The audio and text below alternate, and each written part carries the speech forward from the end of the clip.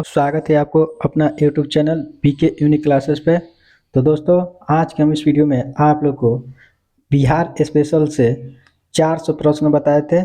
आज हम उसके आगे वाले प्रश्न देखेंगे, कम से कम 200 प्रश्न देखेंगे। तो अगर आप अभी तक पहले वाला प्रश्न नहीं देखे हैं तो उसको जाके देख लीजिए।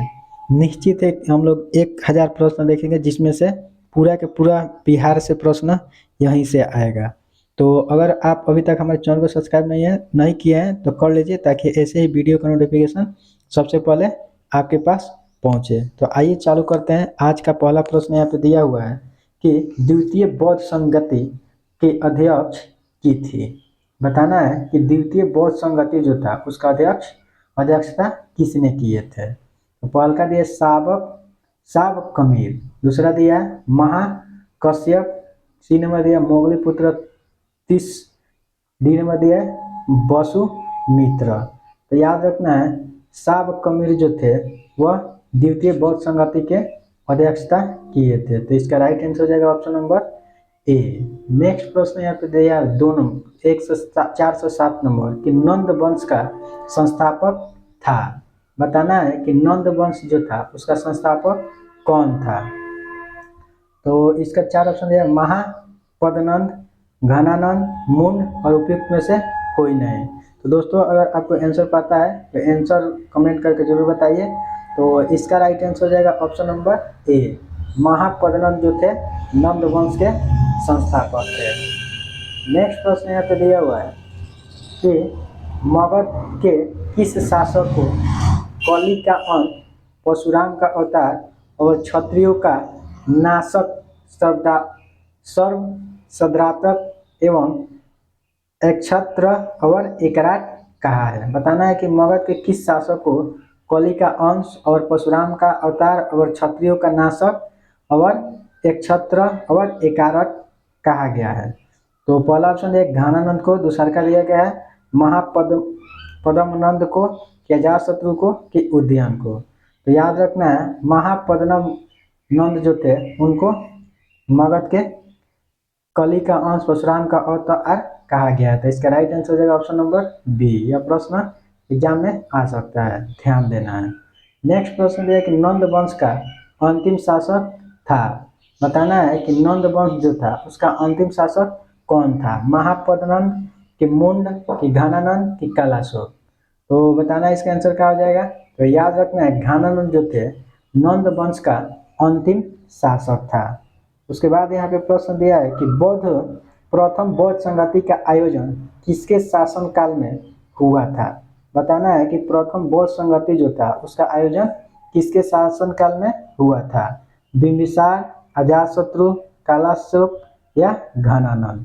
तो याद रखना है प्रथम बौद्ध संगति जो था उसका आयोजन कलाशोक के शासनकाल में किया गया था। यह बात आपको याद रखनी है। नेक्स्ट प्रश्न यहाँ पे दिया हुआ है कि प्रथम बौद्ध संगति का आयोजन कहाँ हुआ था। बताना है कि प्रथम बौद्ध संगति जो था उसका आयोजन कहाँ किया गया था। राजगीर में किया गया है, जिसे गिरिब्रज भी कहते हैं, कि पाटलिपुत्र में किया गया है, कि वैशाली में, कि कुंडलवन में। तो याद रखना है प्रथम बौद्ध संगति का जो आयोजन हुआ था वह राजगीर गिरिब्रज में किया गया था। नेक्स्ट प्रश्न यहाँ पे देखेंगे कि प्रथम बौद्ध संगति की अध्यक्षता किसने किया था। बताना है कि प्रथम बौद्ध संगति जो था उसका अध्यक्षता किसने किया था। पहला दिया महाकश्यप, कि साबकमीर, कि मोगलीपुत्र 30, कि वसुमित्र। तो याद रखना है प्रथम बौद्ध संगति जो था उसका अध्यक्षता महाकश्यप ने किए थे। तो इसका राइट आंसर हो जाएगा ऑप्शन नंबर ए। नेक्स्ट प्रश्न यहाँ पे दिया है कि मगध साम्राज्य में कलिंग का विलय सर्वप्रथम किसने किया था। बताना है कि मगध साम्राज्य में कलिंग का विलय जो था सबसे पहले किसने किया था। अशोक ने, कि चंद्रगुप्त मौर्य ने, कि बिंबिसार ने, कि महापद्मनंद ने। तो याद रखना है मगध साम्राज्य में कलिंग का विलय जो था सबसे पहले महापद्मनंद ने किया था। नेक्स्ट प्रश्न यहाँ पे दिया हुआ है कि निम्नलिखित में से मगध का कौन सा राजा सिकंदर महान का समकालीन था। यह प्रश्न बहुत ही इम्पोर्टेंट है। बताना है कि निम्नलिखित में से कौन मगध का राजा सिकंदर का महासमकालीन था। महापद्मनंद कि घनानंद कि सुकल्प कि चंद्रगुप्त मौर्य। दोस्तों अगर ये वीडियो आपको अच्छा लग रहा है तो प्लीज़ हमारे बीके यूनिक क्लासेस को सब्सक्राइब कर लीजिए ताकि ऐसे ही वीडियो का नोटिफिकेशन सबसे पहले आपके पास पहुंचे। तो इसका राइट आंसर हो जाएगा ऑप्शन नंबर बी। घनानंद जो थे मगध के महान सिकंदर का समकालीन थे। नेक्स्ट प्रश्न यहाँ पे दिया हुआ कि निम्नलिखित में से किस राजा ने पाटलिपुत्र को बसाया था। बताना है कि निम्नलिखित में से किस राजा ने पाटलिपुत्र को बसाया था। शिशुनाग कि बिंबिसार कि अजातशत्रु कि उदयन। तो याद रखना है उदयन ने पाटलिपुत्र को बसाया था। नेक्स्ट प्रश्न यहाँ पे दिया हुआ है कि मगध के शासक अजातशत्रु ने किसके आक्रमणों के प्रतिरोध में गंगा और सोन के संगम पर अवस्थित पाटलिग्राम को सुरक्षित तथा किलों को सुसज्जित किया जो आगे चलकर पाटलिपुत्र नगर बना। तो याद रखना है पहला ऑप्शन यहाँ पे दिया यूनानियों ने, फिर दूसरा यहाँ पे ऑप्शन दिया है डोमिट्रियस ने, वैशाली के ब्रिजियो ने। तो इस यही हमारा राइट आंसर हो जाएगा। नेक्स्ट यहाँ पे प्रश्न दिया है कि मौर्य समाज का संस्थापक कौन था। यह प्रश्न बहुत ही ट्रिवियाई है। बताना है कि मौर्य साम्राज्य था जो उसका संस्थापक कौन था। बिंदुसार कि अशोक कि घनानंद कि चंद्रगुप्त मौर्य। तो याद रखना मौर्य साम्राज्य का संस्थापक जो था चंद्रगुप्त मौर्य था। तो इसका राइट आंसर है ऑप्शन नंबर डी। नेक्स्ट प्रश्न यहाँ पे दिया हुआ है कि मौर्य समाज की राजधानी कहाँ थी। बताना है कि मौर्य साम्राज्य जो था उसकी राजधानी कहाँ थी। राजगीर में थी कि पाटलिपुत्र में थी कि वैशाली में थी कि उपयुक्त में से कोई नहीं। तो याद रखना है मौर्य साम्राज्य जो था उसकी राजधानी पाटलिपुत्र में थी। तो इसका राइट आंसर हो जाएगा ऑप्शन नंबर बी। नेक्स्ट प्रश्न दिया है कि चंद्रगुप्त मौर्य ने मगध की सत्ता किसकी सहायता से प्राप्त की। बताना है कि चंद्रगुप्त मौर्य ने मगध की जो सत्ता था किसके सहायता से प्राप्त की है। चाणक्य के कि मेगास्थनीज के कि सेल्यूकस के कि उपयुक्त में से कोई नहीं। तो याद रखना है चंद्रगुप्त मौर्य ने मगध की सत्ता चाणक्य के सहायता से प्राप्त किए थे। नेक्स्ट प्रश्न दिया हुआ है कि मौर्य साम्राज्य की स्थापना हुई। बताना है कि मौर्य साम्राज्य जो था उसकी स्थापना कब हुई थी। तो 551 ईस्वी पूर्व में हुआ था कि 520 ईस्वी पूर्व में हुआ था कि 320 ईस्वी पूर्व में हुआ था कि इनमें से कोई नहीं। तो याद रखना है मौर्य साम्राज्य जो था उसका स्थापना 320 ईसा पूर्व में किया गया था। तो इसका राइट आंसर हो जाएगा ऑप्शन नंबर बी। नेक्स्ट प्रश्न दिया है कि यूनानी दूत मेगास्थनीज किसके दरबार में पाटलिपुत्र आया था। बताना है कि यूनानी दूत मेगास्थनीज जो थे किसके दरबार में पाटलिपुत्र आए हुए थे। तो अशोक महान के कि बिंदुसार के कि तीबर के कि चंद्रगुप्त मौर्य के। तो याद रखना है यूनानी दूत मेगास्थनीज जो थे चंद्रगुप्त मौर्य के दरबार में पाटलिपुत्र आए थे। तो इसका राइट आंसर हो जाएगा option number D Chandragupta Maurya. Next प्रश्न यहाँ पे दिया हुआ है कि मेगास्थनीज का पाटलिपुत्र आगमन हुआ था। बताना है कि मेगास्थनीज जो थे पाटलिपुत्र में कब आए थे। तो 311 ईस्वी पूर्व में आए थे कि 315 ईस्वी पूर्व में आए थे कि 320 ईस्वी पूर्व में आए थे कि 305 ईस्वी पूर्व में आए थे। तो याद रखना मेगास्थनीज जो थे पाटलिपुत्र 315 ईस्वी पूर्व में आए हुए थे। नेक्स्ट प्रश्न यहाँ पे दिया हुआ है कि चंद्रगुप्त मौर्य के दरबार में मेगास्थनीज को भेजने वाला शासक था। बताना है कि चंद्रगुप्त मौर्य के दरबार में मेगास्थनीज को किसने भेजा था। सिकंदर भेजा था कि सेल्यूकस भेजा था कि डेमेट्रियस भेजा था कि डिमोलक्किस भेजा था। तो याद रखना है चंद्रगुप्त मौर्य के दरबार में मेगास्थनीज को डिमोलक्किस ने भेजा था। नेक्स्ट प्रश्न यहाँ पे देखेंगे लोग इसका राइट आंसर गलत हो रहा है। यहाँ पे चंद्रगुप्त मौर्य के दरबार में मेगास्थनीज को भेजने वाला शासक कौन था। तो इसका राइट आंसर होगा सेल्यूकस। ठीक है यह नहीं होगा सेल्यूकस होगा। ठीक है याद रखना चंद्रगुप्त मौर्य के दरबार में मेगास्थनीज को भेजने वाला शासक कौन था सेल्यूकस था। ठीक है, हमारा आंसर राइट हो जाएगा ऑप्शन नंबर बी। नेक्स्ट प्रश्न यहाँ पे देखेंगे कि किस शासक के शासनकाल के समय मगध पर 12 वर्षों का भीषण अकाल पड़ा था। बताना है कि किस शासक के शासनकाल के समय में मगध पर 12 वर्ष तक भीषण अकाल पड़ा हुआ था। अशोक के, कि उदयन के, या अजातशत्रु के, कि चंद्रगुप्त मौर्य के। तो याद रखना है चंद्रगुप्त मौर्य के समय में मगध पर 12 वर्षों का भीषण अकाल पड़ा हुआ था। उसके बाद प्रश्न यहाँ पे दिया हुआ है कि चंद्रगुप्त मौर्य का प्रधानमंत्री था। यह प्रश्न बहुत ही इम्पोर्टेंट है। याद रखना है कि चंद्रगुप्त मौर्य का प्रधानमंत्री जो था वह चाणक्य था। नेक्स्ट प्रश्न देखेंगे लोग कि किससे मुक्ति दिलाने के कारण चंद्रगुप्त मौर्य को भारत का मुक्तिदाता कहा जाता है। बताना है कि किससे मुक्ति दिलाने के कारण चंद्रगुप्त मौर्य जो था उसको भारत का मुक्तिदाता कहा जाता है। तो ईरानियों से, कि यूनानियों से, कि शकों से, कि यूचियों से। तो याद रखना है इसका राइट आंसर हो जाएगा ऑप्शन नंबर बी। यूनानियों से मुक्ति दिलाने के कारण चंद्रगुप्त मौर्य जी को भारत का मुक्तिदाता कहा जाता है।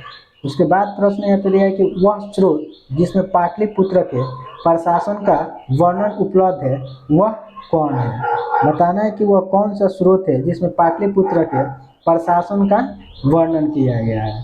तो पहला ऑप्शन दिया है दिव्य वदान, बी नंबर दिया है अर्थशास्त्र, सी नंबर दिया है इंडिका, और डी नंबर दिया है अशोक के शिलालेख। तो याद रखना है इंडिका में पाटलिपुत्र के प्रशासन के बारे में वर्णन किया गया है। उसके बाद प्रश्न दिया कि नंद वंश के पश्चात मगध पर किस वंश का शासन हुआ। बताना है कि नंद वंश जो था उसके बाद मगध पर किस वंश का राज्य हुआ। पहला ऑप्शन दिया है मौर्य, फिर दिया है शुंग, और सी नंबर दिया है गुप्त, और डी नंबर दिया है कुषाण। तो याद रखना है नंद वंश के बाद मगध पर मौर्य वंश का शासन हुआ था। उसके बाद प्रश्न देखेंगे कि मेगास्थनीज की पुस्तक का नाम क्या है। बताना है कि मेगास्थनीज की पुस्तक का नाम क्या था। इंडिका था, कि अर्थशास्त्र था, कि पुराण था, कि ऋग्वेद था। तो याद रखना है मेगास्थनीज की पुस्तक जो था उसका नाम इंडिका था, जिसमें पाटलिपुत्र के प्रशासन के बारे में बताया गया था। तो याद रखना है मेगास्थनीज का पुस्तक जो था उसको हम लोग इंडिका के नाम से जानते हैं, और इसमें पाटलिपुत्र के प्रशासन के शासन व्यवस्था के बारे में वर्णन किया गया है, मतलब बताया गया है। नेक्स्ट प्रश्न दिया हुआ है कि अर्थशास्त्र के लेखक है। बताना है कि अर्थशास्त्र जो है उसका लेखक कौन है। कालिदास है, कि कौटिल्य है, कौटिल्य है, कि भवभूति है, कि मिलिंद है। तो याद रखना है अर्थशास्त्र एक बहुत ही फेमस बुक है जिसका लेखक कौटिल्य है। नेक्स्ट प्रश्न है कि पाटलिपुत्र के शासन व्यवस्था का विस्तृत वर्णन किस विदेशी यात्री के वृत्तांत में मिलता है। बताना है कि पाटलिपुत्र की जो शासन व्यवस्था का विस्तृत वर्णन है वह किस विदेशी यात्री के वृत्तांत में मिलता है। तो पहला ऑप्शन दिया है स्ट्रेबो, फैहान, मेगास्थनीज, चुआन, चोचांग। ठीक है, तो याद रखना है पाटलिपुत्र की शासन व्यवस्था का विस्तृत वर्णन जो था मेगास्थनीज के समय मिलता है। नेक्स्ट प्रश्न यहाँ पे देखेंगे कि चंद्रगुप्त मौर्य के उपरांत मौर्य साम्राज्य का शासक बना। बताना है कि चंद्रगुप्त मौर्य के उपरांत मौर्य साम्राज्य का जो शासक था कौन बना था। अशोक बना था, कि बिंबिसार बना था, कि बिंदुसार बना था, कि तीव्र बना था। तो याद रखना है चंद्रगुप्त मौर्य के उपरांत जो है मौर्य समाज के संस्थापक बिंबिसार बना। नेक्स्ट प्रश्न दिया है यहाँ पे कि किस मौर्य शासक के दरबार में आजीवक भविष्य वक्ता पिंगलवत्स रहता था। तो इसका पहला ऑप्शन दिया है चंद्रगुप्त मौर्य, बी नंबर दिया बिंदुसार, और सी नंबर दिया है तीव्र, और डी नंबर दिया है अशोक। तो इसका राइट आंसर हो जाएगा ऑप्शन नंबर बी, बिंदुसार जो है इसका राइट आंसर हो जाएगा। उसके बाद प्रश्न दिया कि अशोक द्वारा अपने पड़ोसियों के साथ मैत्रीपूर्ण संबंधों का उल्लेख मिलता है? बताना है कि अशोक के द्वारा अपने पड़ोसी के साथ मैत्रीपूर्ण संबंधों का उल्लेख किससे मिलता है? तो इसका पहला ऑप्शन दिया है शाहबाजीगढ़ अभिलेख में, कि बराहगिरी अभिलेख में, कि शिलालेख 13 में, कि सोपारा अभिलेख में। तो इसका राइट आंसर हो जाएगा शिलालेख 13 में अशोक द्वारा अपने पड़ोसियों के साथ मैत्रीपूर्ण संबंधों का उल्लेख मिलता है। नेक्स्ट प्रश्न यहाँ पे देखेंगे कि तृतीय बौद्ध संगति का आयोजन किसके शासन काल में हुआ था? बताना है कि तृतीय बौद्ध संगति जो है उसका आयोजन किसके शासन काल में हुआ था? पहला ऑप्शन है चंद्रगुप्त मौर्य, बिंदुसार, कनिष्क, अशोक। तो इसका राइट आंसर हो जाएगा ऑप्शन नंबर डी, अशोक के तृतीय बौद्ध संगति का आयोजन अशोक के शासन काल में हुआ था। नेक्स्ट प्रश्न देखेंगे यहाँ पे कि तृतीय बौद्ध संगति की अध्यक्षता किसने की थी? बताना है कि तृतीय बौद्ध संगति जो था उसका अध्यक्षता किसने किया था? तो मौलिपुत्र तिरस, कि पिंगलवत्स, कि महाअस्कप, कि वसुमित्र। तो याद रखना है तृतीय बौद्ध संगति की जो अध्यक्षता था मोगलीपुत्र तिरस ने किए थे। तो इसका राइट आंसर हो जाएगा ऑप्शन नंबर ए। नेक्स्ट प्रश्न दिया हुआ है कि तृतीय बौद्ध संगति का आयोजन कहाँ हुआ था? बताना है कि तृतीय बौद्ध संगति जो था उसका आयोजन कहाँ किया गया था? राजगीर में किया गया था, कि वैशाली में किया गया था, कि कुंडलवन में किया गया था, कि पाटलिपुत्र में किया गया था? तो याद रखना है तृतीय बौद्ध संगति जो था उसका आयोजन पाटलिपुत्र में किया गया था। तो इसका राइट आंसर हो जाएगा ऑप्शन नंबर डी। नेक्स्ट प्रश्न दिया हुआ है कि तृतीय बौद्ध संगति का आयोजन कब हुआ था? बताना है कि तृतीय बौद्ध संगति जो था उसका आयोजन कब किया गया था? 551 ईस्वी पूर्व में, कि 269 ईस्वी पूर्व में, कि 234 ईस्वी पूर्व में, कि इनमें से कोई नहीं? तो याद रखना है तृतीय बौद्ध संगति का आयोजन जो था 251 ईस्वी पूर्व में किया गया था। दोस्तों अगर आपको यह वीडियो अच्छा लग रहा है तो हमारे चैनल को सब्सक्राइब कर लीजिए, ताकि हर एक वीडियो हर एक सब्जेक्ट का आप बिल्कुल फ्री में अच्छी से तैयारी कर सके। तो नेक्स्ट प्रश्न यहाँ पे दिया हुआ है कि किस मौर्य शासक को कलिंग पर विजय प्राप्त की थी? बताना है किस मौर्य शासक ने कलिंग पर विजय प्राप्त किया था? चंद्रगुप्त मौर्य, कि बिंदुसार, कि अशोक, कि फिर में से सभी? तो इसका राइट आंसर हो जाएगा ऑप्शन नंबर सी, अशोक ने कलिंग पर विजय प्राप्त किए थे। नेक्स्ट प्रश्न यहाँ पे देखेंगे कि किस युद्ध में हुए भारी तबाही तथा जान माल की हानि को देखकर अशोक का हृदय परिवर्तन और उसने युद्ध नीति त्याग कर धर्म नीति की घोषणा की थी? बताना है कि किस युद्ध में भारी तबाही तथा जान माल की हानि को देखकर अशोक का हृदय जो था परिवर्तन हुआ और उसने युद्ध नीति त्याग कर धर्म नीति की घोषणा किया? बताना है इसका राइट आंसर हो जाएगा कलिंग युद्ध के समय इतना भारी तबाही हुआ था और जान माल की हानि हुआ था कि अशोक को उसको देखकर हृदय में परिवर्तन हो गया और उसने युद्ध नीति को त्याग कर धर्म की नीति अपनाई। नेक्स्ट प्रश्न दिया है कि मौर्य साम्राज्य का केंद्रीय न्यायालय कहाँ स्थित था?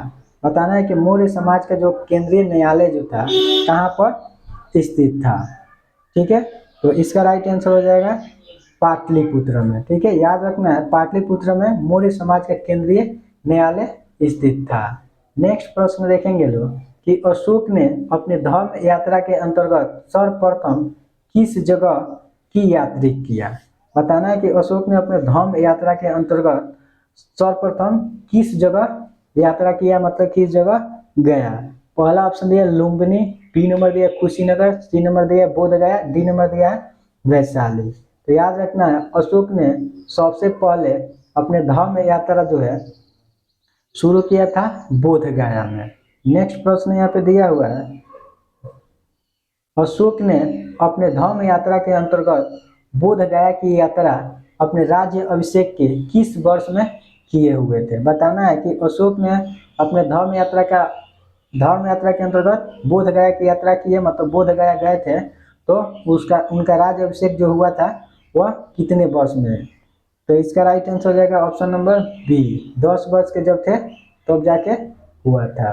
नेक्स्ट प्रश्न दिया हुआ है कि अशोक के स्तंभ लेख बिहार के किस जिले से प्राप्त हुई। बताना है कि अशोक के स्तंभ लेख जो है बिहार के किस जिला से प्राप्त हुआ है।